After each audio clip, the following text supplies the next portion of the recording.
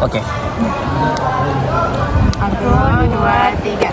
Assalamualaikum warahmatullahi wabarakatuh. Shalom. Om Swastiastu, Namo Buddhaya, salam kebajikan dan salam Pancasila. Nah teman-teman, kita dari kelompok 5 ingin membahas tentang apa itu materi eksplanasi.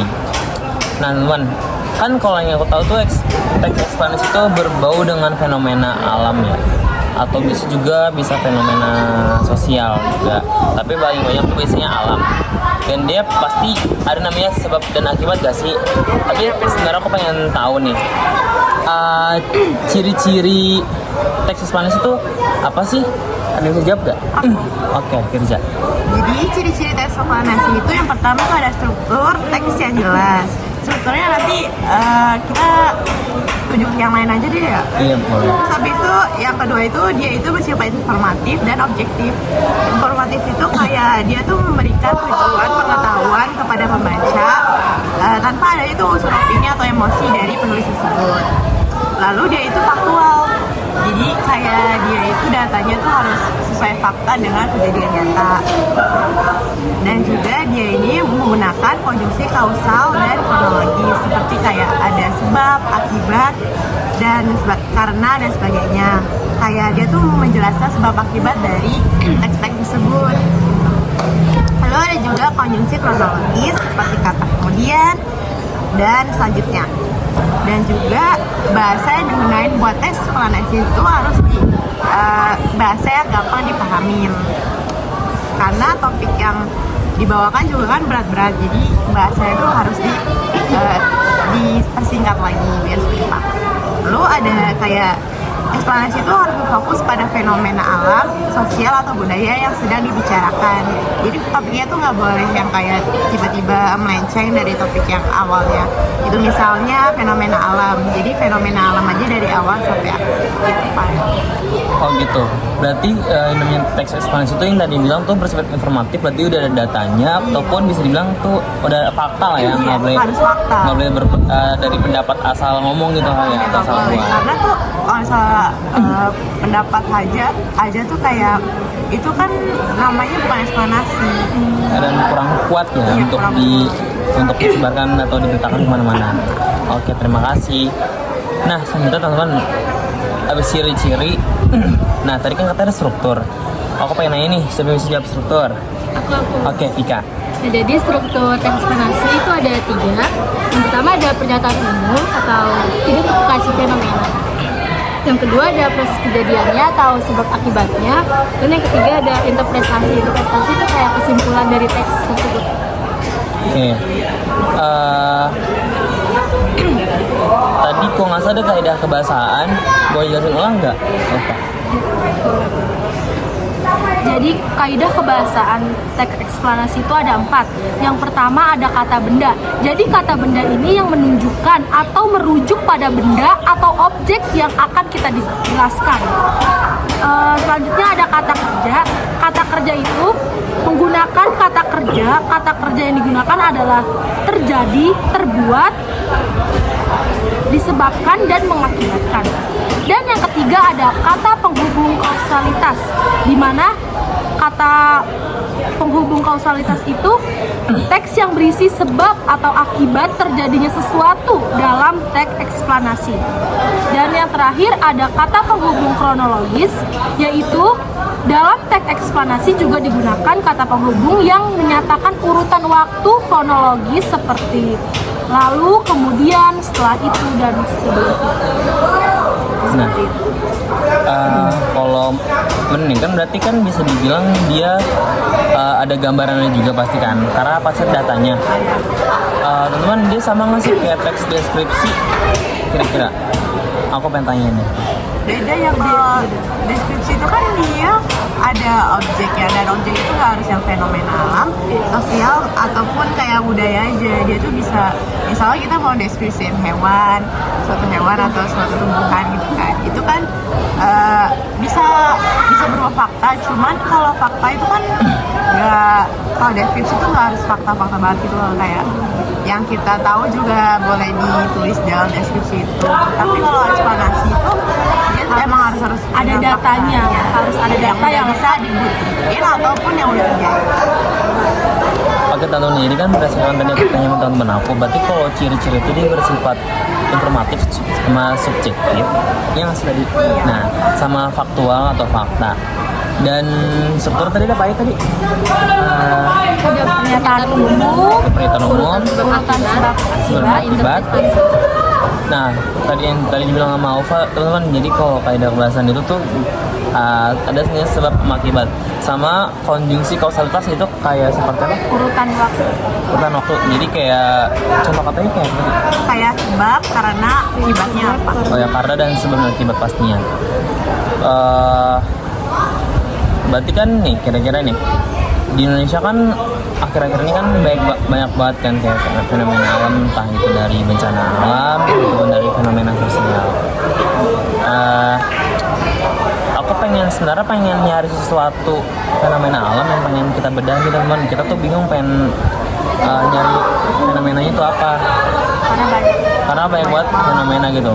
Sebenarnya nggak di Indonesia juga. Sebenarnya kita bisa meluasi.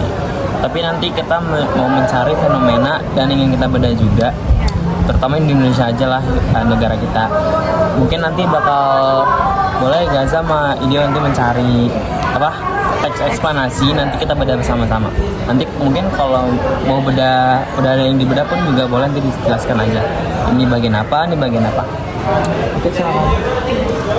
Oke, sambil kita menunggu Kita ngobrol-ngobrol aja kali iya. tentang teks eksplanasi sambil ide sama Gaza membedah teks tersebut.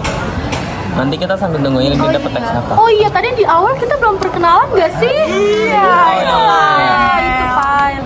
Nggak apa-apa lah ya, di pertengahan. Sebelum kita bakal bahas ke bagian inti teks eksplanasi bersama fenomena dan apa yang bakal kita ambil gitu. Sebelum itu, kenalkan nama aku yang jadi moderator di video kali ini adalah nama aku Rafael Tristan. Nama saya Alfa Zahra. Nama saya Tika. Nama saya Firza Aulia. Nama saya Putri. Nama saya Gazal Gazawi. Dan kita berenam akan membahas itu semua. Ditunggu aja. Oke, kita lanjut ke topik. Ngobrol-ngobrol Ngobrol tentang aja lah teks ya. eksplanasi. Nang- Tadi belum belum dibahas pengertian teks eksplanasi apa coba? Oh iya. Kan tadi belum. Masa langsung ciri-ciri gak sih? Kayaknya gak disebut. Teks eksplanasi itu bukan yang Aku tahu. Iya, aku tahu sih. Coba kita tanya moderator. Tanya moderator nggak sih? Kalau menurut pendapat aku ya teman-teman, berdasarkan dari ciri-ciri, struktur dan kayak kebahasan yang aku ambil itu pengertiannya. Jadi teks eksplanasi itu teks yang berisi atau bisa dibilang peristiwa atau memberikan suatu peristiwa atau kejadian ya, atau bisa dibilang tadi fenomena, dan pastinya ada sebab dan akibat gitu, dan diakhiri dengan penjelasan pengulang atau kesimpulan atau interpretasi. Mungkin itu menurut aku. Mungkin kalau menurut kalian apa nih teks eksplanasi itu? Menurut aku sih ya, kalau aku gampangnya buat mahamin, karena tuh intinya teks eksplanasi itu dia itu faktual, dan juga dia itu misalkan kalau fenomena alam pasti udah terjadi kan, dan data-datanya juga pasti banyak. Dan kalau eksplanasi itu dia pasti ada penyebabnya dan akibatnya tuh apa aja, kayak ada dampaknya, dan juga kalau kesimpulan berarti kesimpulan dari dampak-dampak atau cara menanggulanginya dari fenomena tersebut. Gitu. Dari aku. Sama sih, jadi aku juga tentang pokoknya intinya tuh fenomena alam yang ada sebab akibatnya, dan datanya tuh harus sesuai fakta. Kalau teks eksplanasi tuh ada urutannya nggak sih?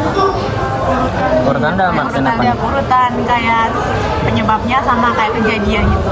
Menurut aku sih pasti, karena contoh nih, aku ambil dari banjir ya pasti. Contohnya di Raku aja deh, yang bisa aku jelasin kalau di Raku sendiri. Dan itu kalau di Raku tuh memang bisa dibilang sampahnya lumayan lah ya, lumayan banyak. Dan pada suatu ketika pernah pada saat awal 2024 kemarin, itu di bulan Februari lah ya, antara Februari atau Januari, itu kan sempat hujan deras ya. Itu benar-benar di daerah rumahku namanya Rawa, dia tuh banjir, benar-benar banjir banget. Dan itu sampahnya banyak banget, benar-benar banyak banget sampah yang tersumbat di selokan. Jadi itu bisa jadi sebab dan akibat kenapa bisa banjir, yaitu banyaknya sampah dan sehingga membuat selokan atau bahasa itu gorong-gorong tersumbat. Jadi airnya nggak jalan, tersumbat, jadi banjir, jadi genangan air penuh. Bener banget. Tapi kalau aku mau nanya, kalau teks eksplanasi itu dia apakah fenomena alam doang atau fenomena yang terjadi di masyarakat luas atau kayak gimana sih, aku kurang paham ya tentang. Nah, tadi tuh yang dibilang sama Firza tadi, ada namanya fenomena alam, ada namanya sosial dan budaya. Sebenarnya budaya ini juga sudah termasuk sosial, tapi mungkin versi beda-beda di berbagai daerah tuh pasti berbeda. Paling kalau fenomena sosial itu contohnya di daerah yang tingkat kemiskinannya besar atau tingkat penganggurannya besar gitu, terus penanggulangannya kayak gimana tuh mungkin seperti itu fenomena, dan harus kita pecahkan gitu. Pasti dan ada sebab dan akibat tadi itu kenapa bisa banyak, karena daerah ini bisa banyak orang-orang yang nganggur gitu, nggak kerja. Sebab dan akibatnya seperti kayak contohnya dari sifat diri sendiri, dia mau apa enggak, atau dia bersemangat atau enggak untuk mencari kerja, atau dia malas gitu. Jadi nggak hanya fenomena alam aja. Iya, jadi berarti banyak fenomena di sekitar kita. Nah, gimana nih, udah selesai belum? Udah dong. Boleh dipresentasikan nggak? Iya, boleh. Mungkin mau dibaca dulu kali ya. Boleh. Ya, oke. Ini aku ada contoh teks eksplanasi fenomena alam itu gempa Aceh. Gempa dahsyat pernah terjadi di Aceh 26 Desember 2004 pada pukul 17.58 WIB. Pusat gempa terletak di sebelah barat Aceh dengan kedalaman 10 km. Bencana ini merupakan gempa bumi terdahsyat dalam kurun waktu 40 tahun terakhir. Dampak kerusakan meliputi Aceh, Sumatera Utara, pantai barat semenanjung Malaysia, Thailand, pantai timur India, Sri Lanka, bahkan sampai pantai timur Afrika. Nah, yang baru aku baca ya, tadi itu termasuk struktur pernyataan umum. Nah, Bagian awalan ya? iya. Oke, Lanjut lagi, ini gempa ini mengakibatkan gelombang laut setinggi 9 meter. Kekuatan gempa pada penghujung tahun 2004 ini mencapai 9 Richter dengan korban tewas mencapai 283.114.000 orang hilang dengan 1.129.900 wilayah tempat tinggal. Gempa bumi yang disertai gelombang tsunami itu merupakan bencana mengakibatkan kematian terbesar sepanjang sejarah. Di Indonesia, gempa menelan lebih dari 126.000 korban jiwa. Puluhan gedung hancur oleh gempa utama, terutama di kawasan Melabuh dan Banda Aceh di ujung Sumatera. Di Banda Aceh, sekitar 50% dari semua bangunan rusak terkena tsunami. Sedangkan untuk korban jiwa disebabkan oleh tsunami yang menghantam kawasan pantai barat dan Sumatera Utara. Di Sri Lanka dikonfirmasi 45.000 korban jiwa jatuh dan lebih dari 1 jiwa penduduk negara ini terkena dampak gempa secara langsung. Di India, termasuk Kepulauan Andaman dan Nicobar diperkirakan menelan lebih dari 12.000 korban jiwa. Di Thailand, banyak pula wisatawan asing terkena bencana, terutama di daerah Phuket. Diperkiraan ada sekitar 4.500 korban jiwa. Bumi Jensen, cucu Raja Rama IX atau lebih dikenal dengan nama Bung Bimo Adulyadin, juga termasuk salah satu korban Bumi Jensen, baru usia 21 tahun. Bahkan di Somalia, di benua Afrika ribuan kilometer dari Indonesia, dilaporkan lebih dari 1.100 korban jiwa, akan tetapi sebagian besar dari mereka adalah para nelayan. Nah, yang baca tersebut itu adalah sebab akibat. Nah, ini lanjut ke yang terakhir, yaitu kesimpulan. Gempa bumi dan tsunami Aceh yang juga menghantam Thailand selain menempati posisi gempa berkekuatan terbesar kedua setelah gempa Chili 1990 yang mencapai 9, skala Richter, gempa Aceh menempati peringkat pertama sebagai gempa yang dengan waktu durasi penyesaran yang paling lama, yaitu sekitar 10 menit. Gempa ini cukup besar untuk membuat sebuah bumi ikut bergetar. Terdapat banyak kebiasaan yang tertera. Contohnya pada penggunaan kalimat pasif. Kalimat pasif itu menggunakan struktur pasif untuk menekankan peristiwa atau akibat dari bencana. Contoh kalimatnya itu pada kalimat dikonfirmasikan 45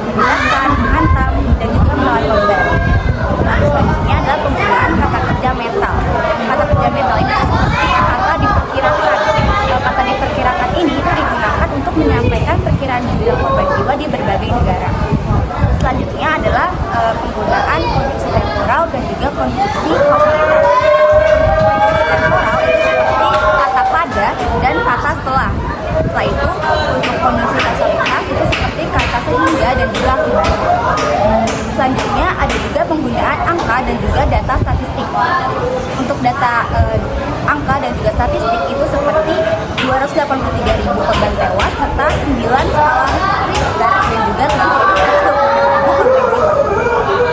Terus selanjutnya ada juga penggunaan kata depan. Nah, kata depan ini itu seperti kata di, dengan, dan juga pada. Dalam teks tersebut, contohnya itu seperti kalimat di Aceh pada pukul 17.58 IB dan dengan kedalaman 10 km. Oke, selanjutnya itu adalah kaidah kebahasaan kata benda. Nah, kata benda dalam teks tersebut cukup banyak. Aku bakal sebutin satu. Yang pertama adalah gempa, kedua Aceh, tsunami, ketiga Aceh, keempat pusat, kelima kedalaman, keenam kerusakan, ketujuh Sumatera Utara, kedelapan pantai, kesembilan Malaysia, ke-10 Thailand, ke-11 India, 12 Sri Lanka, 13 Afrika, gelombang, korban, bangunan, Meulaboh, Banda Aceh, penduduk, wisatawan, Somalia, nelayan, bencana, durasi, penyesaran, dan juga dunia. Sudah. Keren banget ya tadi ya, petek ekspansi. Iya, banyak banget ya kata Bedah, iya banyak banget. Ini bener-bener dibuat secara apalagi kaidah rinci kebahasannya. gitu. Rinci dan detail.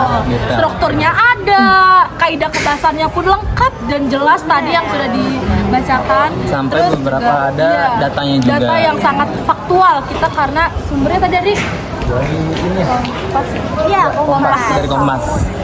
Oke teman-teman, jadi itu tadi hasil bedah suatu teks ekspansi dari kelompok kami. Sebelumnya kami semua ya. Nah, kami mau pamit undur diri. Mohon maaf apabila ada salah kata ataupun kalimat yang kurang berkenan. Kita akhiri. dengan salam. Wassalamualaikum warahmatullahi wabarakatuh. Dadah.